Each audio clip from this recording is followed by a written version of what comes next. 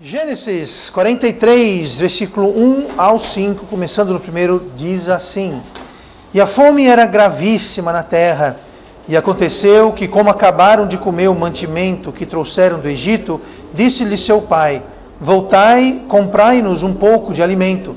Mas Judá respondeu-lhe, dizendo: Fortemente nos protestou aquele homem, dizendo: Não vereis a minha face, se o vosso irmão não vier convosco. E se enviares conosco o nosso irmão, desceremos e te compraremos alimento. Mas se não o enviares, não desceremos. Porquanto aquele homem nos disse: Não vereis a minha face, se o vosso irmão não vier convosco. E vamos orar. Amado Pai, Deus querido, obrigado pela tua palavra que é eterna, perfeita. Peço agora que o Senhor, do mesmo Espírito que a inspirou, possa nos ajudar a ouvir com fé, ajudar a mim a trazer a mensagem com poder e eficácia esta noite. Nós pedimos em nome de Jesus. Amém. E vamos nos sentar esta noite e manter nossas Bíblias para o texto. Nós estamos continuando o nosso estudo em Gênesis e estamos passando aqui para o capítulo 43. Nós fizemos o 42 na semana passada e nós começamos um novo tema, acertando as contas com o passado. Um tema muito importante na vida cristã, esse de acertar as contas com o passado. Só que esse tema, ele transcende o capítulo 42 e ele adentra o capítulo 43 e hoje também nós vamos ver o 44. Então esse tema de acertando as contas com o passado começa no 42, vai continuar no 43 e vamos entrar nele no 44. São 3 capítulos que Deus trata de outras coisas, mas nós vamos pegar esse tema que é tecido através desses 3 capítulos em Gênesis. E nós vamos ver hoje, dentro do tema maior de acertando as contas com o passado, a situação piora ainda mais. A situação piora ainda mais. A gente vimos algumas coisas quando começamos esse tema, 2 semanas atrás. Nós vimos que nós podemos nos preparar, nós podemos esperar, dar cara, encontrar, confrontar certas coisas quando a gente não enfrenta, não lida, não trata com coisas do passado que a gente proverbialmente colocou embaixo do tapete, aquela sujeira que a gente bota embaixo do tapete, aquela questão que a gente se deu por esquecido, passou, eu fui embora, me mudei, saí daquela rua, saí daquele emprego, saí daquela igreja, saí daquele relacionamento, saí daquela situação, não tem mais nada a ver comigo, e a gente deixa aquela ferida aberta, a gente deixa aquele problema em aberto, a gente não resolveu, não fechamos, não tratamos, a gente simplesmente movemos adiante e vamos esquecer aquilo. Quando isso acontece, ou seja, quando nós não acertamos as contas do passado, nós vamos encontrar certas coisas no nosso futuro e no nosso caminho. Nós vimos, por exemplo, que vai haver perda ou atraso. Haverá perda ou haverá atraso do nosso progresso. Por quê? Porque tem uma coisa segurando a gente lá atrás que nós não lidamos concretamente. Nós vimos também que há uma cegueira espiritual e uma cegueira circunstancial. Como assim, pastor? Uma cegueira espiritual é que nós não, muitas vezes, a gente deixar a situação, nós não vamos enxergar o que está acontecendo de um ponto de vista espiritual. O que Deus está querendo fazer com aquela situação? E a cegueira circunstancial é justamente quando a gente não consegue enxergar que é Deus que está trabalhando atrás daquilo ali. Não é azar ou sorte, não é um por acaso, não é coincidência, não é qualquer motivo que a gente queira dar, mas não, a gente não enxerga que é Deus trabalhando nas circunstâncias para trazer uma lição ou uma resolução espiritual. A gente fica cego a isso. E isso dificulta mais ainda resolver o problema. Nós vimos que haverá consequências desagradáveis, nós vimos que alguém vai ter que pagar a conta, aquela conta que está em aberto, aquela conta que está pendurada no prego, alguém vai ter que pagar. E muitas vezes paga-se a pessoa inocente. Pessoas que não têm nada a ver com a questão, elas acabam pagando o preço maior. E isso muitas vezes dói mais no culpado, quando você vê um filho, um amigo, enfim, alguém que não tem culpa no cartório, que está acabando de pagar um preço maior, alguém que tem menos responsabilidade, acaba tendo uma consequência maior, e aquilo deve afetar a gente, aquilo deve doer na gente, de ver isso acontecendo. Ah, pastor, mas isso é injusto. Eu sei, o pecado não é justo, o diabo não é justo. Não pense que o diabo joga limpo, gente, não vai jogar limpo. Então nós temos que entender que nós vamos encontrar essas coisas. Por isso que devemos tratar de toda circunstância, não deixar nada no passado. E nós vimos também, apesar de tudo isso, quando nós somos filhos de Deus, sempre há a presença e cuidado de Deus. Apesar de tudo que está acontecendo na vida dos irmãos de José, e o foco é isso que estamos vendo aqui, acertando as contas com o passado, o foco é nos irmãos de José, que o odiaram, que o venderam, quiseram matá-lo, se não fosse pelo fato que acharam melhor ganhar uns trocados vendendo ele para a escravidão. Mas apesar de tudo isso, Deus estava lá tomando conta deles, Deus não deixou eles morrer de fome, Deus estava preservando, e Deus sempre, quando se trata dos seus, vai fazer isso. Então hoje nós vamos ver mais algumas coisas que acontecem enquanto a gente está acertando as contas com o passado, e vamos ver hoje como a situação fica pior. Já estava ruim, mas ela acaba por ficar pior. Olhem comigo no versículo 1 que nós lemos. E a fome era gravíssima na terra. Veja bem, a gente leu o capítulo passado que havia uma fome na terra, por isso que eles saíram de Canaã, foram lá para o Egito. Pois agora no capítulo seguinte, a situação a fome era gravíssima. Não só tinha fome, tinha uma fome gravíssima. Lembrando que havia passado já alguns anos, uns 2 anos mais ou menos, dos 7 anos de fome. Mas estava sério a coisa, não tinha comida, não tinha alimento, não tinha colheita, não tinha nada. Estava gravíssima.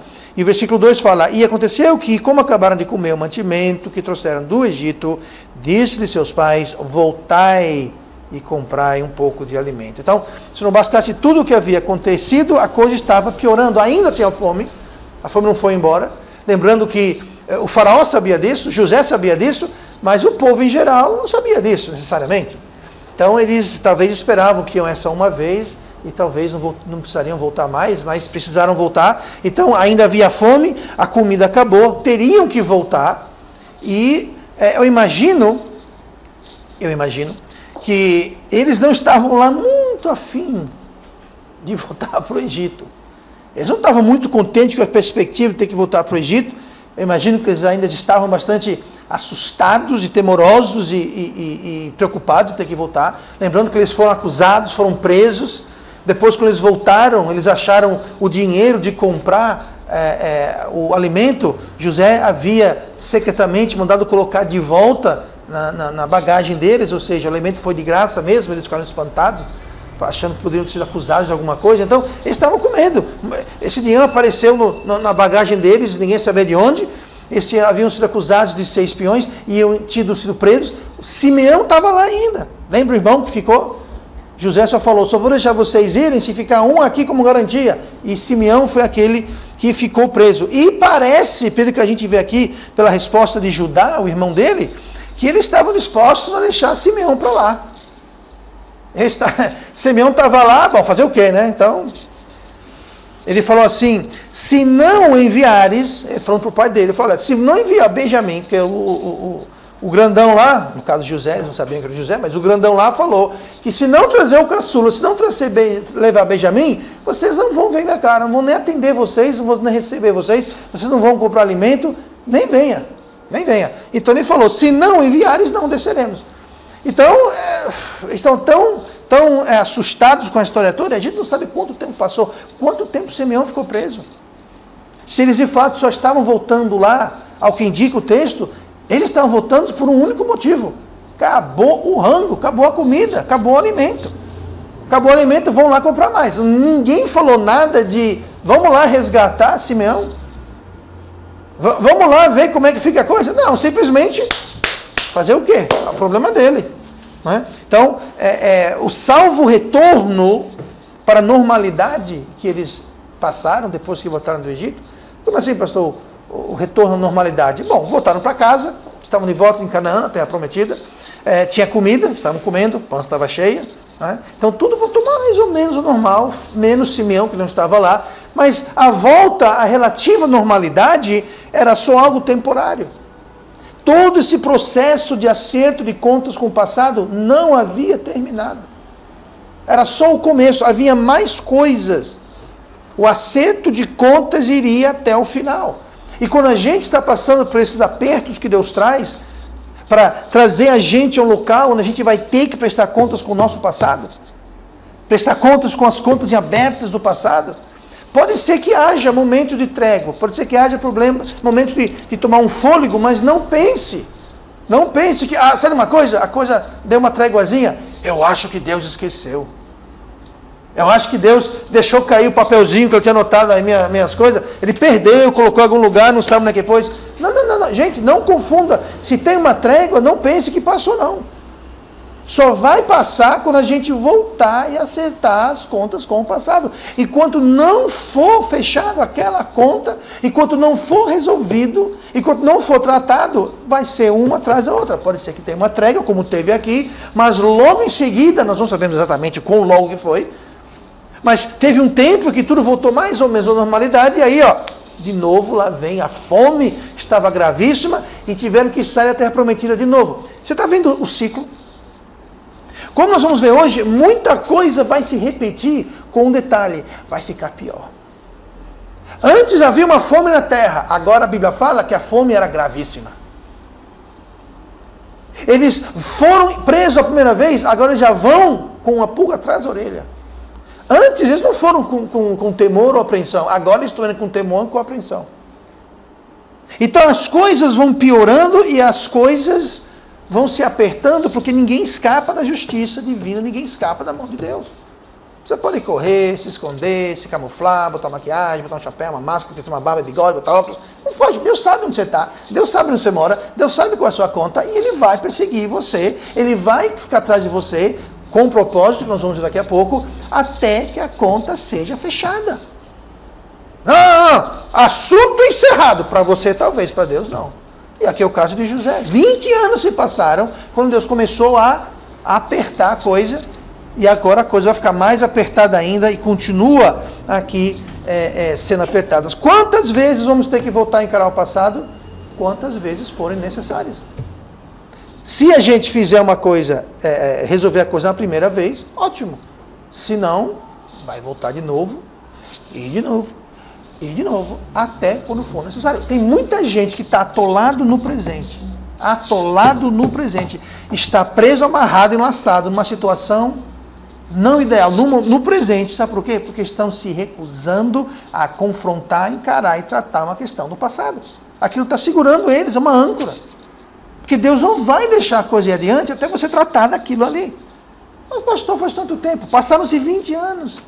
Mas pastor, eu não posso fazer mais nada. Trate, encare. Nós temos que tratar daquilo, porque Deus não vai deixar a coisa barata. Então, não vamos ser assim, não vamos ficar atolados no presente devido a uma questão do passado. Olhe comigo agora para o capítulo 44 de Gênesis. Vamos pular o capítulo 43, ele termina em que eles carregam os seus animais, levam presentes, inclusive, para agradar José. Eles não sabem quem é José, mas para agradar esse grande governador do Egito, eles levam presentes para ele, eles levaram dinheiro para comprar alimento, levaram dinheiro quando compraram, não compraram porque voltou o dinheiro, mas para pagar pelo outro alimento. Levaram dinheiro para pagar o da primeira viagem, da segunda viagem, mantimento, e foram-se embora para o Egito. E aqui a gente vê, olha no versículo 12 de Gênesis 44, versículo 12. E buscou, começando do maior e acabando no mais novo, e achou-se o copo. Que copo, pastor? Vamos lá daqui a pouquinho. Achou-se o copo, veja bem, acharam um copo, uma taça na realidade. Achou-se o copo no saco de Benjamim. Quem era Benjamim? Benjamim era o queridinho de Jacó, o irmão de José, o caçula de todos eles. E esse era aquele filho que Jacó falou, ele não vai de jeito nenhum para o Egito, não vou deixar, porque da última vez que eu deixei o meu caçula, José, ir com vocês, ele misteriosamente desapareceu, então ele não vai. Ele só deixou ir porque não tinha comida, ou ele deixava Benjamim ir com os irmãos, o que ele não desejava fazer, ou ia morrer todo mundo de fome, Benjamim incluso. Então ele falou, não tem escolha, então lá se foi ele. Então, esse Benjamim aqui. Aí versículo 13. Então rasgaram as suas vestes, e carregou cada um o seu jumento, e tornaram a cidade.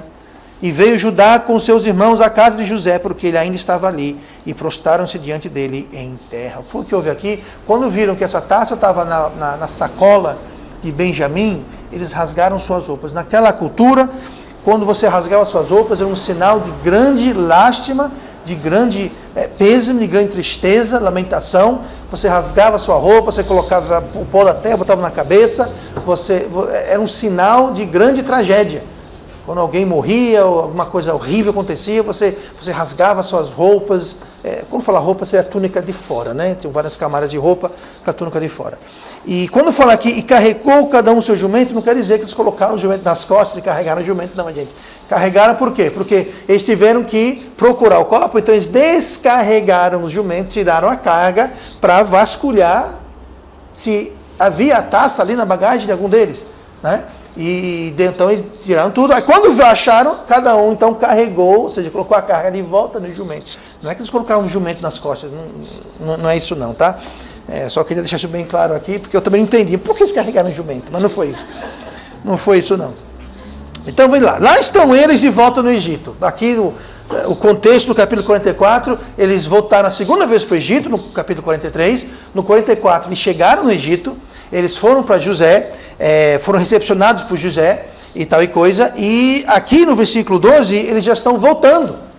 Acho que pensaram, escapamos, a gente trouxe Benjamim, o governador, no caso José, viu Benjamim, está feliz a vida porque ele viu Benjamim, eu não sei por que ele queria ver Benjamim, mas ele viu Benjamim, e carregaram seus jumentos com alimento, aquela coisa toda, caminhando vão para Canaã, todo mundo feliz a vida e foi embora.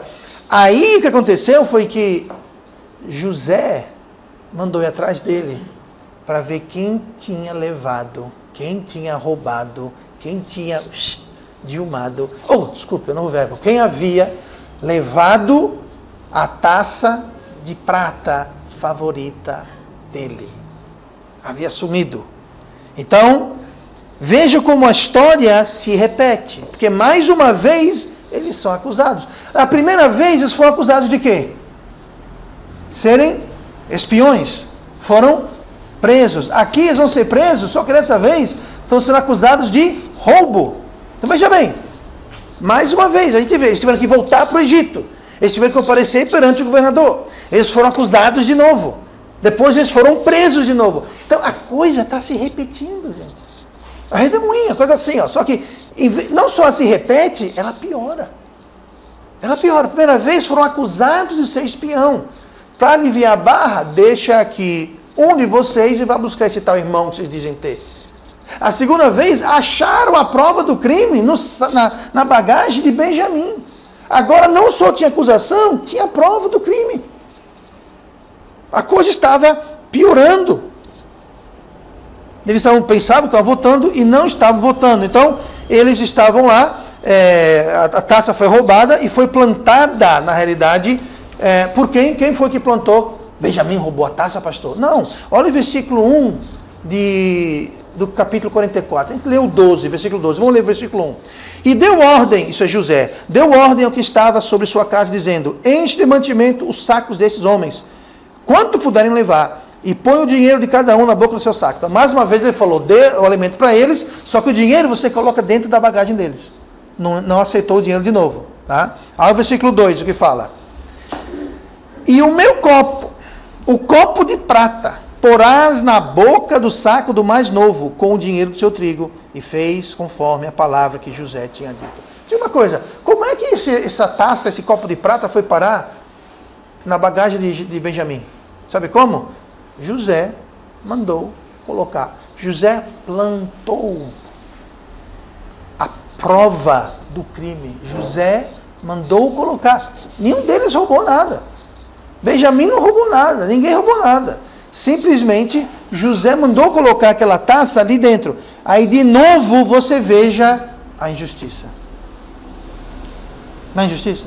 Primeira vez, vocês são espiões. Não, nós não somos. Foram presos, injustamente acusados, injustamente de serem espiões. Não eram espiões. E aqui estão mais uma vez presos sob falsa acusação, porque não roubaram. Pastor, como isso não é justo? Pois é, eles estavam sendo lembrados da injustiça que fizeram com José. Lembra? A primeira vez que foram presos, eles disseram, sabe que a gente está passando por tudo isso? Lembra de quando nosso irmão suplicava por sua vida e nós não demos ouvido para ele? Eles estão sendo mostrados como é bom sofrer injustiça. Deus está, ó. Lembra 20 anos atrás? Vocês lembram que eu vi vocês conversar na cadeia, a primeira prisão que vocês foram, eu vi. Estão lembrados? Não foi bom? Pois é, agora tem mais injustiça. Porque pensaram, agora é pronto, agora acabou tudo. A gente vai ficar preso. José, inclusive, falou, não, só vai ficar preso o ladrão, Benjamim, com quem foi achado a taça. Os outros 9 disseram, a gente não pode nem voltar. Se a gente voltar para casa sem Benjamim, o velho vai morrer. Acabou. Ele insistiu, implorou para não levar. Nós dissemos, é o único jeito, mas eu prometo, eu juro. Falou, você pode ficar com meu filho, você é seu escravo, mas deixa ele vir com a gente. Pois bem, versículo 12 e 13 mostra o que aconteceu. O que aconteceu com ele foi que a coisa que eles mais temiam, a coisa que eles mais tremiam que acontecesse, sobreveio eles. No versículo 12, buscou começando no maior, acabando no mais novo, e achou-se o corpo no saco de Benjamim. Então rasgaram as suas vestes. Entendeu por que eles rasgaram as vestes? Porque a última coisa que podia acontecer, a pior coisa que podia acontecer, era Benjamim não voltar por algum motivo. Eu imagino que eles estavam carregando Benjamim no colo, não podia, ninguém tinha perto dele, ninguém sabe. Então, maior cuidado com Benjamim. E quem é o acusado? Quem está com a prova do crime? Benjamim. E o que eles mais temiam era o não retorno de Benjamim a Jacó. Olhe comigo no versículo 31, lá de Gênesis 44, versículo 31, dê uma olhadinha. Diz assim, acontecerá que, vendo ele que o moço, no caso de Benjamim, ali não está, morrerá. Ele falou assim, governador, no caso de José, governador, se quando eu voltar não tiver Benjamim comigo, o nosso pai vai morrer, morrerá. E teus servos farão descer as cães do teu servo, nosso pai, com tristeza à sepultura. Então, se Benjamim não voltar, o velho morre. Estou usando o velho com respeito, okay? As cãs do seu servo. O nosso pai vai morrer. Então, a gente não tem para que não podemos voltar. A pior coisa, enquanto nós não acertarmos a situação do passado, a coisa vai piorar. Ela vai ir e vai voltar. Vai ter uma trégua, vai voltar. E sempre que ela vai voltar com mais ferocidade, vai voltar com mais aperto, com mais gravidade. Não vai embora. Não vai embora. Aí quando tá uma tréguazinha, calma, tá só dando volta. Foi só fazer a volta para pegar impulso. Tem o cara que não vai cobrar o pênalti, o jogador, né? Ele dá uns 30 passos para trás. Aí vem, pum, pois é a mesma coisa. O problema ele está dando a volta para pegar mais velocidade para dar o chute. Entendeu? Aí, gol! Pronto, acabou não, ele vai dar outra volta. Vai só pegar velocidade para colocar outro gol, e outro gol, e outro gol. Só que ele não quer fazer gol, ele quer pegar a bola em você. Ele está mirando em você. E assim vai. Até quando? Até for necessário. Entenda? Tem gente que está atolado no presente. Tem gente que não está colhendo as bênçãos, não está progredindo, não está tomando posse da terra prometida, do reino, das bênçãos que Deus tem, porque tem algo no passado que está amarrando, segurando eles. E tome, e tome, e tome, e tome, e tome. Vai parar não, Deus fala, não. Não, vai parar quando você resolver tratar do assunto. Pois é. Aí continua. O que me vem à mente, quando eu vejo a situação aqui dos irmãos de José, que estão levando goleada, até uma respirada e tome de novo, e a coisa apertando, ficando pior. Me lembro Provérbios, capítulo 1, versículo 25, que diz assim. Eu só vou ler esse trecho, depois ler ele inteiro, para ficar mais iluminado. Mas o versículo 25 de Provérbios 1. Antes rejeitastes todo o meu conselho e não quiseste a minha repreensão. Veja bem, não quiseste a minha repreensão, ou seja, não quiseram enfrentar o passado. Não, deixa para lá, embaixo do tapete, para mim o assunto está encerrado. Para você pode ser, para Deus não. Não quisestes a minha repreensão, também de minha parte eu me rirei da vossa perdição. Sabe quem falou isso? Deus. Perdição aqui está falando quando vê aquela coisa que você mais não quer, aquela coisa que você mais teme, aquela pior coisa que você pode imaginar, aquela coisa, pois é, isso está falando sua perdição.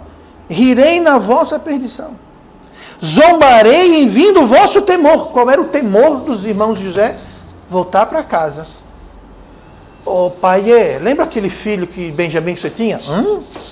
Filho Benjamim que eu tinha? Não quero meu filho. Pois é. Sabe, que eu sei que a gente falou que ia trazer ele de volta, sabe? Mas é que ele não veio, sabe, paizão? Eles não queriam fazer isso, porque iam matar o pai. Vindo o vosso temor como assolação, vai deixar tudo isso, vai acabar, vai destruir. E vindo a vossa perdição como a tormenta, sobrevirá a vós aperto e angústia. Eu acho que aperto e angústia descreve exatamente aqui a situação dos irmãos de José.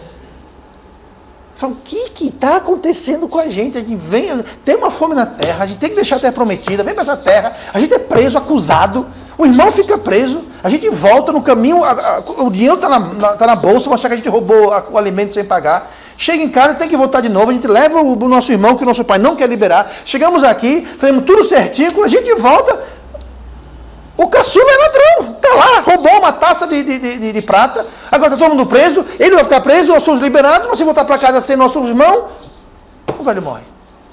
Isto chama-se aperto e angústia. Eu não sei, sabe quando você não sabe o que fazer, você fala, e agora?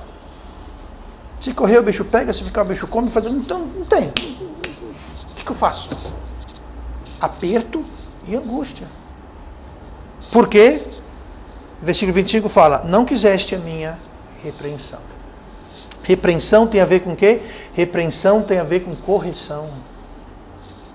Repreensão tem a ver com disciplina. Repreensão tem a ver com aprender a lição. Repreensão é algo didático. E Deus vai apertando e apertando e apertando o quanto for preciso.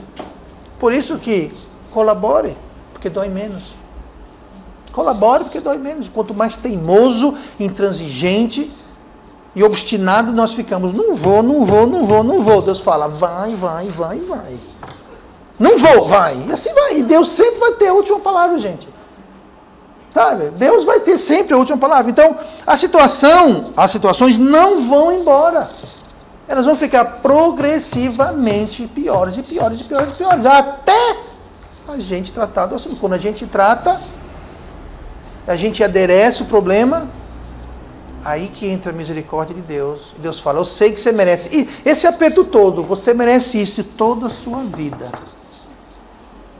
Essa angústia e aperto você merece toda a sua vida, mas porque você reconheceu, aceitou a repreensão, tratou do assunto, remediou o que pôde, a minha misericórdia. Lembra da misericórdia é o quê? É quando Deus não permite que nós recebemos o que nós de fato merecemos.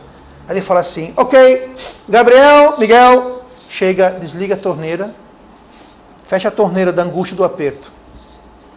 Ali, ó, tem um filho meu ali, tem uma filha minha ali que ele acordou, abriu o café, abriu os olhos, percebeu o erro, está aceitando a repreensão, chega, tá bom, pode fechar a torneira, ele aprendeu a lição. Isso é a misericórdia de Deus. Os anjos falam, mas Deus, ele não merece receber isso. Não, ele merece, mas ele já aprendeu a lição. Ele já aceitou a repreensão. Ele já se submeteu à minha vontade, já reparou o dano que pôde, já fez o que for possível. Pode fechar a torneira, não tem problema não. Está tudo resolvido. Isso é a misericórdia de Deus. Aquele que encobre as suas transgressões não prosperará. Mas as que confessa e deixa, encontrará o quê? Misericórdia. Torneira da angústia desligada. Agora, quem encobre a transgressão não prosperará. Deus fala assim, ô Miguel, esquece a torneira, vira o tanque todinho. Descarrega a caçamba toda. Carro-pipa todinho. Era o que estava acontecendo com os irmãos de José. Eles não estavam aceitando a repreensão. Repreensão é a ver com disciplina. Olhem comigo, vamos encerrar aqui resumindo. Hebreus 12, Hebreus capítulo 12, versículo 5. Provérbios 1, 25 fala: não quiseste a minha repreensão. Hebreus 12, 5 fala assim: e já vos esquecestes da exortação que argumenta convosco como filhos? Filho meu, não desprezes a correção do Senhor. Agora compare, não desprezes a correção do Senhor, com Provérbios 1, 25, não quisestes a minha repreensão. Diga uma coisa, não são praticamente idênticas essas duas frases? Não estão dizendo a mesma coisa, mas com palavras diferentes? Então vamos lá.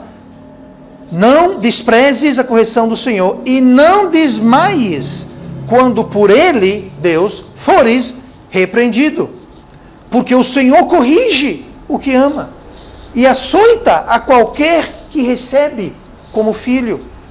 Se suportais a correção, ou seja, se você não recusar, não resistir, não desprezar a correção de Deus, se você suportar a correção, voltando para o texto, Deus vos trata como filhos. Quando Deus traz a correção, quando Deus traz, andamos aqui no versículo 25, a repreensão, aceite aquilo. Porque quando Deus traz a correção, quando Deus traz a repreensão, Deus vos trata como filhos, o versículo 7 fala. Sabe por quê? Porque Deus açoita todo aquele que recebe como filho. Se Deus está lhe repreendendo, se Deus lhe está te tratando com você, Ele está lhe tratando como filho. Porque qual filho há que o pai não corrige? Não resista a Deus, não despreze a correção de Deus, porque isso é Deus lhe tratando como filho e sendo um pai para você. Não despreze isso. Aí vem o 8. Mas, se estáis sem disciplina, da qual todos, o contexto é todos os salvos são feitos participantes. Então veja bem, aqui está dizendo o seguinte: se você pinta e borda, pintou e bordou, e não tem consequência nenhuma, Deus não está te repreendendo, Deus não está indo atrás de você, Deus não está te corrigindo, se estáis sem disciplina, sois então bastardos e não filhos. Ou seja, se você tem conta aberta no passado, e Deus não está tratando com você, você não é filho dele. Então entenda, quando Deus está tratando, quando Deus está repreendendo, quando Deus está trazendo a repreensão dele, não despreze. Não, quando Deus está te corrigindo, por isso que fala no versículo 5, não desprezes a correção do Senhor. Por quê? Porque quando o Senhor está corrigindo a mim e a você, quando Deus está repreendendo a mim e a você, Ele está fazendo o papel de pai, para nós que somos seus filhos. Aí no 8 fala, mas se estáis sem disciplina, correção, repreensão, então você não é filho de Deus. Então aproveite muito bem sua vida aqui, porque quando você morrer daqui, tu vai para o inferno. Nossa, pastor, mas que palavra? A Bíblia, gente. Se você pinta e borda, tem conta aberta no passado, e Deus está deixando você livrezinho da Silva, não está repreendendo, corrigindo você, alguma coisa está errada. Porque quem é filho de Deus, Deus açoita, Deus disciplina, Deus corrige, Deus repreende. Então não desprezes a correção do Senhor. Porque é um sinal, uma evidência que você é filho do Altíssimo. E Ele está simplesmente corrigindo, trazendo você de volta para o caminho dEle. Sabe, você tem um filho, aí seu filho está brincando no meio da rua, tu olha assim e fala, deixa pra lá, está tão bom esse filme aqui. Que pai faz uma coisa, que pai vai deixar o filho brincar no meio da rua, os caminhões, os carros passando, e ele lá brincando no meio da rua, o carro quase pega aqui, o caminhão pega, não, vou dar trabalho, não, aquele é teu filho, meu filho, não, aquele não é teu filho não, se fosse teu filho, tu fazia alguma coisa a respeito disso. Pois é, nós somos filhos de Deus, comprados por um alto preço. Nós somos preciosos aos olhos de Deus. Aqueles que foram comprados pelo sangue de Cristo têm o mesmo valor que Cristo para o Pai. Então entenda, se Deus vem atrás de você para te corrigir, é um bom sinal. Eu costumo dizer isso, sabe? No ministério, antes de ser pastor tempo integral, mas mesmo antes, eu sempre falava, é muito triste quando tem alguém crente, pinta, borda, pintou, bordou e está com o sorriso assim, tá tudo alguma coisa está errada. A equação não está balanceada. Porque aqui fala, Deus açoita todo aquele que recebe por filho. Agora, se está sem disciplina, não são filhos. Então não despreze. Se não há disciplina, nem acerto com as contas do passado, do presente, a coisa está ruim. A conversa aqui é outra. É outra, muito mais séria, muito mais grave. Se há disciplina e acerto de contas, então Deus está tratando os seus filhos. Agora, quanto tempo dura isso? Depende de nós. Depende de nós. Se a gente ficar enrolando, empurrando com a barriga, deixando para lá, não tem problema. Vai ficar indo e voltando, indo e voltando. E cada vez ficando pior. Mais aperto, mais aperto, mais aperto, mais aperto. E Deus sabe aonde apertar, vou colocar o dedo dele para... Quem é que gosta de ir para o dentista?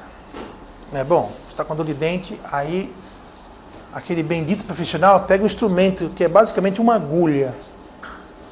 Aí está com uma dor danada no dente, ele fala, isso dói? Não, imagine, por isso que eu vim aqui, porque eu não tinha o que fazer.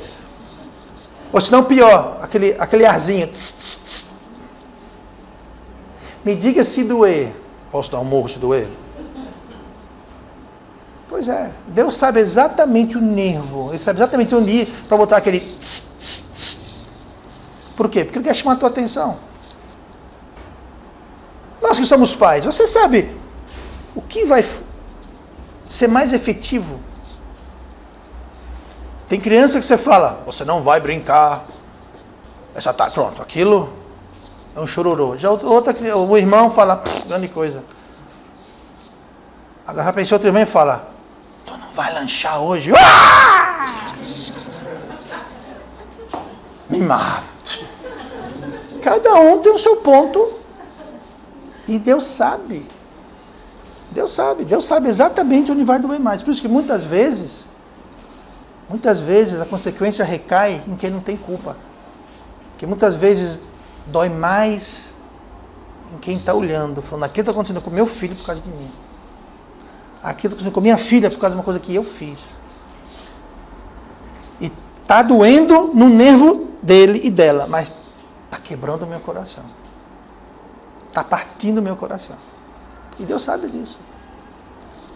Minha proposta é, para que deixar Deus pegar o tss, tss, tss. Sejamos sensíveis. Não deixamos nada em aberto no passado. Vamos tratar, vamos confessar, deixar, tratar, remediar tudo a cada dia. Não vamos deixar acumular coisa no passado. Mas se tem alguma coisa, vamos tratar logo, porque enquanto não trata, não vai embora.